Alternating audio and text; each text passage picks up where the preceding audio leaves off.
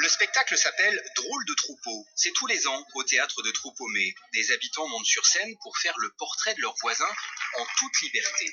On s'amuse, on exagère, tout le monde adore. Mais cette année, le voisin de Monsieur Pita, qui tient le kebab près du collège, a gâché la soirée. Monsieur Pita met de la colle à la place de la sauce blanche dans ses sandwichs. Pas étonnant, tout le monde sait que les Turcs sont des escrocs. On devrait tous les dégager vite fait. Scandale au théâtre, le maire a quitté la salle en disant « Il y a des limites à la liberté d'expression ». Où s'arrête la liberté d'expression? Le lendemain, le Canard boiteux a publié un article sur le sujet. Oui, en France, la liberté d'expression est la règle, c'est même écrit dans la Déclaration des droits de l'homme de 1789. Mais la loi fixe des limites à cette liberté. On a le droit de dire que les sandwichs de Monsieur Pita ne sont pas bons, même si ce n'est pas vrai, le mouton tomate oignon est un régal.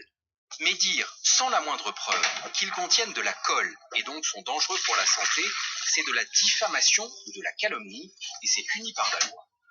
Affirmer en public que les Turcs sont des voleurs et qu'ils devraient dégager, c'est injurier, appeler à la violence, c'est puni évidemment. Comme tout ce qui appelle à la haine d'une personne ou d'un groupe à cause de sa religion, de sa couleur de peau ou de sa sexualité.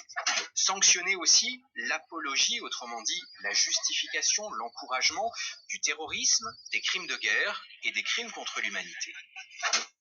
Le Canard boiteux a aussi publié une interview de l'avocat du voisin, Maître Bavard, avec cette question. Alors on ne peut plus rire en France, on n'a plus le droit à la caricature? Bien sûr que si. Mais l'intention de faire rire, de faire réfléchir, doivent être claires.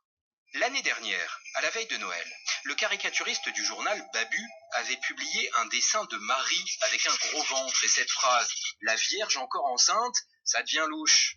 Il s'était moqué d'une religion, peut-être que son dessin avait blessé des catholiques, mais il n'appelait pas à la haine. Babu a fait un autre dessin qu'il a offert au restaurateur turc. C'est le voisin de Monsieur Pita, coincé sur ses toilettes recouvertes de colle. C'est pas très élégant, mais c'est plutôt drôle.